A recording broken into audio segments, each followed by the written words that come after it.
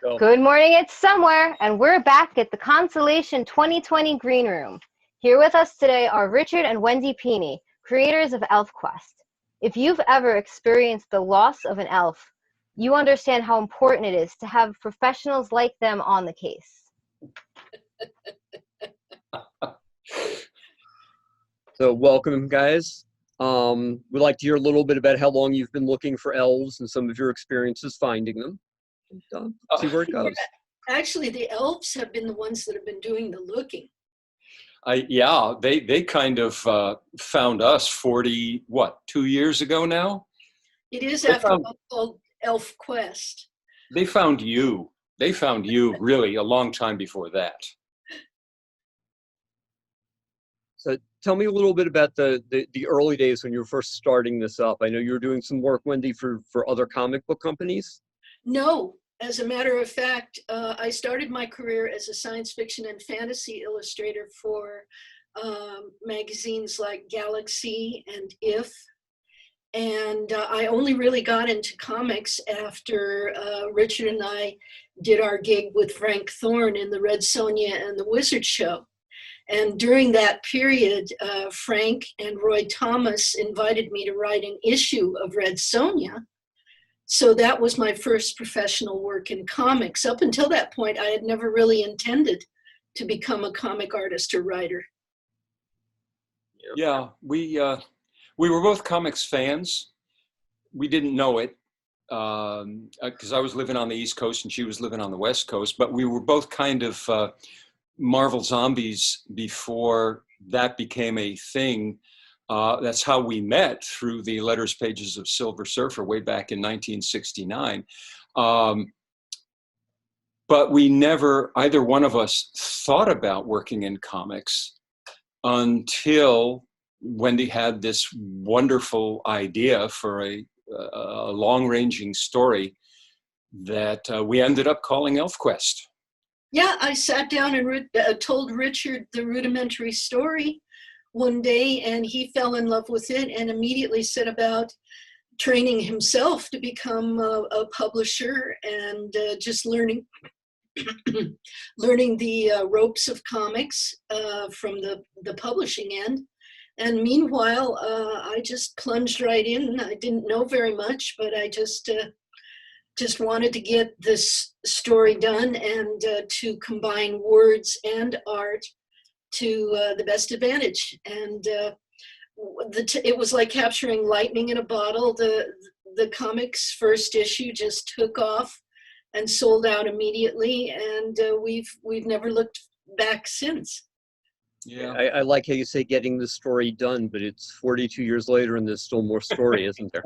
Yeah, I know. If I had known that I would be drawing the elves for over 40 years, I would have designed them all bald and naked.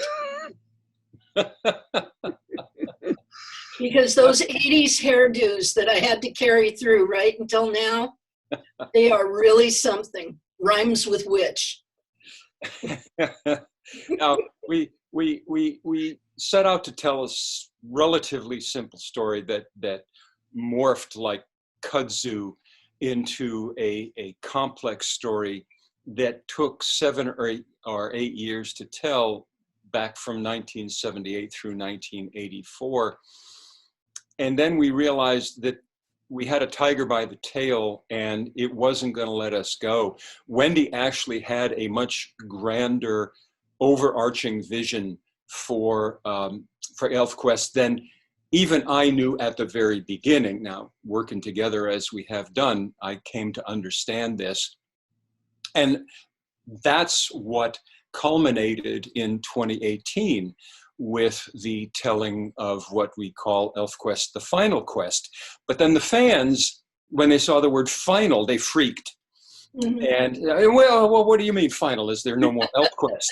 And I said, no. This is a conclusion of an arc. It's the conclusion of a hero's journey, but there's more ElfQuest.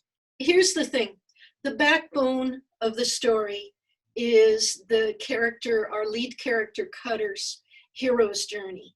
And elves are very long-lived. They're practically immortal. So this was going to be a long, long, long story of this character's life journey. And we always had a very good idea of how it was going to end, and we planted clues through all the stories through the 40 plus years. But once Cutter's hero's journey was ended in the final quest, there were still loose threads that needed tying up. And so that's what we're doing right now with a new series called Stargazers Hunt that we're doing with Dark Horse Comics. It's an 8-issue series that covers what happens to Cutter's best friend Skywise after Cutter passes. Because when Cutter goes to spirit, as we like to say, his companion, his best friend, his soulmate in a way,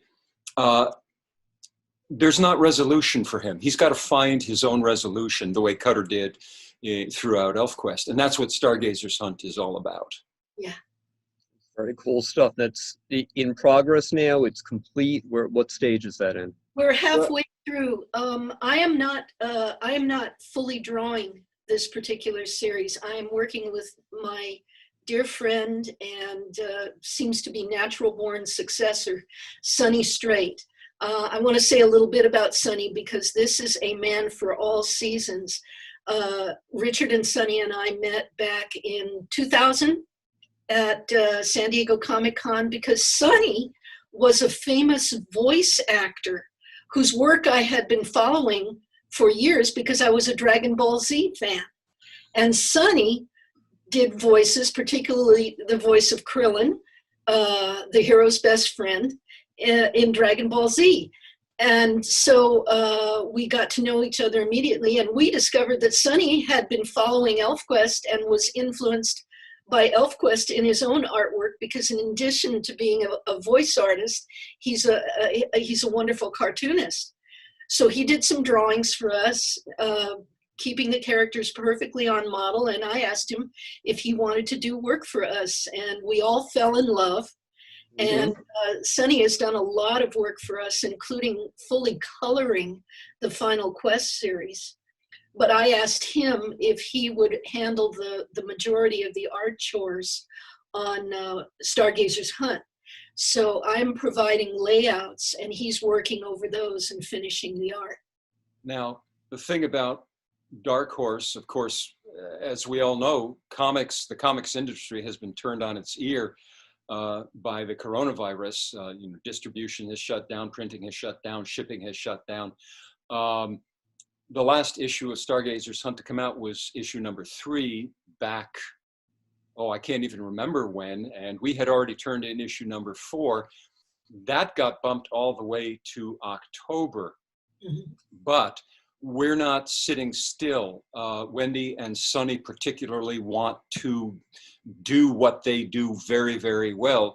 So we're going ahead and finishing up the writing and the drawing and the coloring and the production on the rest of the 8 issues, whatever Dark Horse tells us with regard to scheduling, because we want that done and to know that it's in the can and finished the way we want it. Yeah, there's no way the fans are going to miss the finish of the end of this story. It's very exciting. When you were talking about falling in love with artwork, I have to show you guys something. What? Oh, Wolf Park. Yes. What an experience that was. Just tell us a little bit about that. I had the privilege of receiving this from you guys personally in your home when I interviewed you a million years ago for Gateways magazine. Gateways. Oh my God. Yep. Issue number 4, the red cover with the Watchmen on the cover. Oh my God. I remember. Yep. And so that was a long time ago. So that portfolio must have just come out. Yep. Well, that would have been the early 80s. Mm-hmm. We were introduced to Wolf Park in 1981 by a bunch of fans who took us there. And we have had an ongoing relationship with them ever since, supporting them as best we can.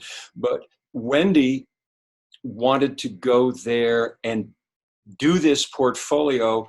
We had the idea as a fundraiser because, like any nonprofit organization, Wolf Park depends heavily on money from the government and money from donations. And we really wanted to help them out. So Wendy spent an amazing time, and I wish I had been there. Oh, I wish you had too, but it was a real profound spiritual and growth experience for me as an artist.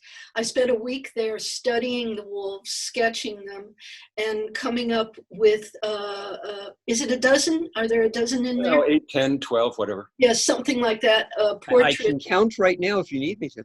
All right, you go right ahead. But the outstanding wolves in the larger pack that interacted most often with visitors to the park. Yep. And they all had incredibly distinct personalities. I got to know them. One of them sort of symbolically ate me. He didn't like me at all as I was standing there sketching him, so he ate his water bucket and then looked at me. And Dr. Klinkhammer, who used to run Wolf Park, explained to me that when a wolf can't actually eat you, he will eat something else and then look at you so that you know that that's you. You're on notice. Yeah. So, but many of the wolves were hand raised and they could be interacted with. So I had the amazing experience of just having, a wolf climb up my back and chew my hair, and they are gigantic. They are timber wolves, so they're very, very big.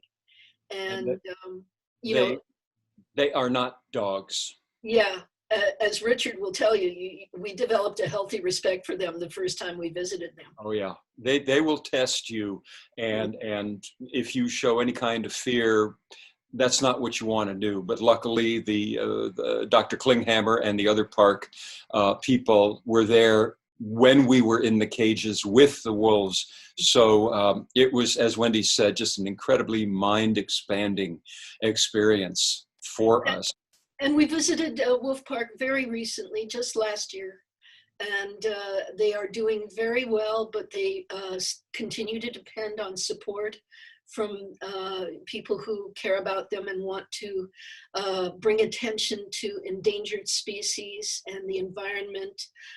Everything is tied together: the environment, climate change. How well wolves are an amazing part of the ecosystem. They can actually change the course of rivers if they're introduced into an environment.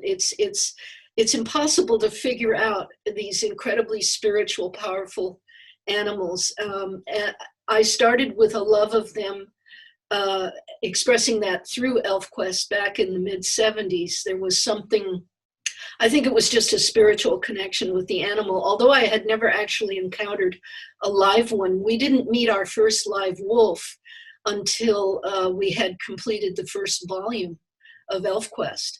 And it absolutely changed the way I drew them. When you meet a live wolf, you suddenly learn that absolutely they are not dogs. They don't move like dogs. They don't act like species unto themselves. And yet, at the same time, they're the ancestors of our beloved pets that we all have. So they are really protean. That's wonderful. And if you give me a link, I'll make sure it ends up on the description of the interview so that people can give Wolf Park a hand. Oh, thank you. Oh, absolutely. I mean, one of the things that's amazing about you guys is the connectedness that you have in the way that you interact with your fans, the way that you've connected with your source materials, if you will. Do you want to talk a little bit about 40 Years of Pointed Ears and what's going on with you guys now in the age of Corona? I'm going to let Richard start. Well, how do you compress 40 plus years into 15 minutes? As Wendy said earlier, we had no idea what we were getting into. We loved the format of comics. Will Eisner said comics are the melding of words and pictures. To tell the story she wanted to tell, it was the only way to do it. So we set about making every mistake that a couple of tyros could make. We invented some mistakes and made them. But somehow the beauty of the story and the majesty of the artwork, we're able to smooth over any stumbles that we as business people or publishers or anything else might have made, because even in '78, there was no internet, there was no social media, but word of mouth brought us, by the time the original Quest, we were selling 100,000 copies off the presses. And Can you give people kind of a scale as to what that is relative to what a normal comic book does? Well, back then, at the time, we were close to selling the same numbers, or did we actually outsell X-Men? there were independent comics at the time were selling 500 copies, maybe 1,000 copies. Over at Marvel and DC, some of the X-Men titles and some of the Batman titles were selling in the neighborhood of 100,000 copies. So we were right on up there with those. Now today, it's an entirely different world. It's an entirely different situation. Publishing has changed, distribution has changed, how to tell a story has changed. There's digital, there's web comics. And, thank heaven for those, because, as I said earlier, we just are, the train of our schedule for Stargazers Hunt got blown completely off the rails in early March, when essentially the world went to hell because of the coronavirus. But and a few other things. But we're still able to do our work, even though, I mean, you're watching Wendy and I right now. She's in California, I'm in New York. We have suffered the isolating effects of the coronavirus. Isolating in place, you do what you have to do to be safe. But we can still interact, witness you. We can still work. Yeah, that's the fortunate thing about working in comics, is that it is a labor-intensive, solitary profession, and it You will ever think take those would be the fortunate things? Labor-intensive and solitary? Well, it's that it will take up as many hours of your day as you let it. Everybody who's in the industry, who's an artist or an artist writer, knows this to be true, that it will absolutely eat up your life if you let it. So in other cases, when we were free to go anywhere we wanted and do any traveling we wanted, those were the breaks from that kind of labor-intensive work. But now, since we're not so free anymore, at least we have the work to do that keeps us busy. Yeah, I know a lot of that traveling related to conventions and things like that. Oh, You how we got miss a lot of that. It's we went to the last convention, I think, that was able to be held. It was Comic Fest in San Diego, and I believe it was the first weekend in March or the last weekend in February. The following weekend, we were supposed to go up to Seattle, to Emerald City, and at that moment, Seattle was experiencing an outbreak. They were the epicenter. It was completely dominating the news, and we were literally hour by hour wondering, should we go to Seattle? Should we not? Should we go? Should we not? And Emerald City, Sunday or Monday of that week, said, no, sorry, we can't do it. And that was the first domino. And as we've seen, 2020 now is pretty much a wash. Yeah, I mean, we experience such a strange feeling of, every year around this time is silly season. It's every weekend you're at another convention, and people, and getting to see friends that you look forward to seeing every year, and doing panels and being on and all that. We're kind of like genetically ready for that, and those things can't be answered this year. So it's like, oh gosh, I can't even do Renaissance fairs or the other costume events. That's a hobby of mine. I'm a costumer, and I love to go to events and show off beautiful costumes. and can't do those either. So we've been deprived of a lot of things that we are just used to and kind of almost took for granted. Yeah. My mom uses the phrase, it's better to be behind the accident than in the accident. So we're all fortunate that we're not sick with COVID, but we're all seriously pushed backwards from what we're trying to do. We're certainly feeling the effects of it, whether or not we have the bug. And it's, you know, whatever certain people say, this isn't going away soon. So we're like the elves. We're adaptable. We're adapting to how we have to live in order to stay healthy, to stay safe, to stay as happy as we can, And and do our work. ElfQuest has done its part. We have designed masks that people can buy through Redbubble. So there's a number. I think my favorite one is the pick nose mask. Do you have it handy? Not easy. No. No. But, I will definitely be looking for those. yeah, you can look just like a troll. It's very funny to me. I'm the guy who almost never owns two pairs of shoes at the same time. I have a mask collection. These are easier to breathe in. These are easier to talk through. These are easier for going to the market. Yes. It has become a form of fashion. Well, yes, and some people are making the best of it and being very fancy with them. I admire that. I hear commercials on the radio now. There are companies who are, you know, flogging you to have them design masks with your company logo on them, and I find that just a tiny bit ghoulish, to be honest.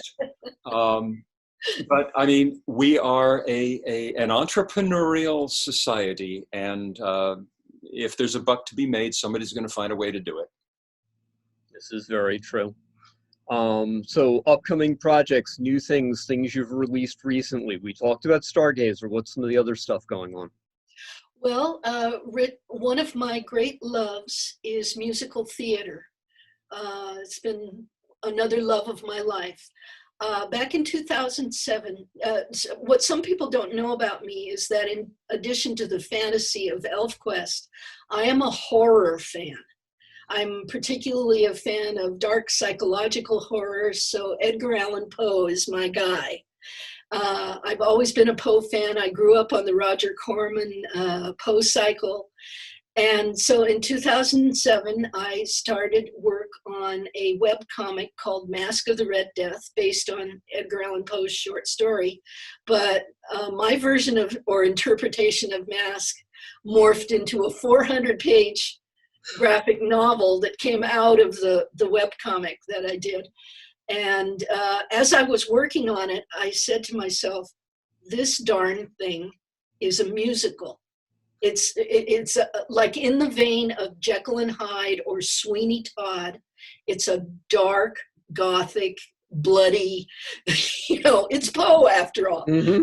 So I took the script for the 400-page graphic novel and worked and reworked it into a libretto for a musical. And the fate was very kind to me because she put me in the way of several people. Calvin Remsburg, who actually was the original Beetle Bamford in Sweeney Todd when it first came out. And he became interested in Mask and wanted to help me develop it. And he introduced me to a marvelous young composer named Gregory Neighbors. He's award-winning, he's brilliant, and Gregory knew about ElfQuest. He had read ElfQuest when he was younger, and he liked anime and dark gothic stuff. So he got interested, he got involved. And most musicals take 10 to 15 years, actually, to get off the ground. So we're right on track. We've been at it about 10 years now.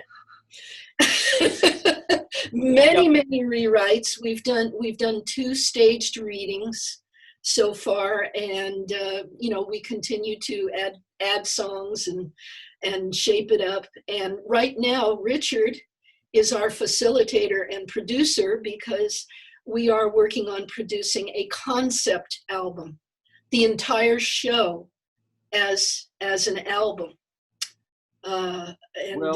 we have, you know, just like learning how to be comics publishers, we're learning the ropes of musical theater. I knew nothing about it. Wendy knew a lot about it, but like watching the sausage get made, there's a lot behind the scenes business and all of that that I'm learning. And I like the role of facilitator. The core idea for ElfQuest has been Wendy's all her life. She's been telling this story or variations of it since she literally was 2 years old. I like helping things manifest. Wendy's been a lover of musical theater. She's the one who had the idea to take an 8-page Poe short story with only one character and turn it into a 400-page graphic novel that's just juicy as hell. And well, a very smart person recently told me that if you let a comic book take over all your time, it will let you. And it sounds very applicable to this. Yes, she doesn't have small ideas. And when it came time to test the waters for the libretto that she had worked on and the music that she and Gregory had worked on, someone had to, you know, hire the theater, hire the actors, do this, do the logistics. And I have a talent for that, and I enjoy being behind the scenes to do that, and in front as much as I can, but I really like helping push things along. And if you think about it, learned a lot. Yeah, if you think about it, Richard and I have been doing theater together ever since we teamed up with Frank Thorne to do the Wizard and Red Sonja show, because Richard again was our facilitator and did all our special effects and our music and our sound effects for the stage show. I remember, I'm gonna go with, it was the Biltmore Hotel, I think it was, that I saw you do that in. El Cortez. No, in New York. Oh, wait, we had moved out of the El Cortez. Weren't we in the convention center? No, but this would have been, one of them might have been in the convention center, but we did a couple of them back east as well. Oh, of course. Yeah, But no, New York is where I saw you. Oh, Yeah. New York. Okay, so we did New York, we did Philadelphia. But I remember the Biltmore. I remember that name. I remember being there as a teenager, and you came up on that stage, and I'm way on the other side of the room, and somebody had just come by as a papier-mâché man thing. You were the next thing up on the stage, and I looked up, and I was like, there is a sea of 15-year-old boys here, and she's standing there in a chainmail bikini, and she owns this room. There's not going to be a word of disrespect. There is not going to be a cat call. Your presence impressed the hell out of me. And years later, when I found out this was the same person that I was going to meet because of ElfQuest, I was just, it was like, the world works in very weird ways, that I'm going to actually get to sit and chat with this person, because you blew me away in that moment. The command that you had was just amazing. Oh, well, you see, Red Sonja, I took it very seriously. That's the thing. Cosplay didn't exist back then. It was called costuming or masquerading. And the Red Sonja and the Wizard show was the first time anything like that had ever been done. Frank Thorne was devoted to the character. She was like his anima or something. He was just, they were part of each other. And I wanted to help him embody the spirit of that character. It wasn't so much about the chainmail bikini, the costume, the hair, all of that. It was about the spirit of the woman, this independent, loud-mouthed, rude, warrior woman who just wasn't going to take guff from anybody. And nobody had ever seen a character like that portrayed at a comic convention before. So Comic Cons were our venue and our stage for getting that out there at a time when that was completely new. That was amazing. It really was. Thank you. Yeah. So we talked about Stargazer. We talked about Mask. Is there any room for other projects? Is there other stuff going on? Oh, good heavens. Well, actually, there are a couple of other irons in the fire. And I I guess I can talk about them a little bit because I have alluded to them in our social media. I'm excited. Many years ago, we were solicited by one of the big New York book publishers. I forget. It was actually, it was Playboy Press. They were doing a line of science fiction fantasy back in the very early 1980s. And our agent said, why don't you do a novelization of the ElfQuest story that you have done in comics? And we thought, well, what the heck, we're big on recycling. We can take the material and turn it into whatever form. So 3 novelizations came out over the next few years. There were supposed to be 4, but somehow the contract got written for 3. They went out of print a long time ago, and I thought, why am I sitting on my thumb wondering what to do when ebook publishing, Kindle, Nook, all of those other platforms is happening. I'm very still much a print guy, but why limit ourselves? So I have been working, and in fact, we're within, I think, days of releasing the first novel. It's called Journey to Sorrow's End, in both ebook and print-on-demand formats. And the next 2 are in process. And people have been wondering, why did you never do the 4th one? Well, we got busy with other things, but now that we're involved with this, we're kind of like getting a little bit of an itch or a spark. Maybe we're going to actually write that 4th novelization. We're going to do the same thing with the Blood of 10 Chiefs prose anthologies. That's that. The other is, again, years ago, there was an audiobook version of ElfQuest. It was on cassettes. You can't find it anymore. The cassettes are all rotten anyway. But we're looking into ways, either to, the simplest is to digitize that and release it online, or maybe pump it up a little bit. And that's about all I can say about that at the moment. But we have... Since you mentioned audio, I have to find out if I can convert it to digital, and if it is, I'll get you a copy of the file. I have an audio tape of you doing How's Your Reptile. Oh my God, I need that. I need that because I remember doing that the first time. Do you remember when the first time was? Well, I remember it in England. Yes, that was the first time, but we took it on the road because it was so good. Yes. And it answered a question that fans had been wanting the answer to for a long time, about recognition, about what it is, what it's not. Yeah. And it's little reptile in the back of your brain running radio-free sex. Yes. Yes. Yes. We're gonna talk about swapping files here because oh my God. You're in trouble now. You're in trouble now.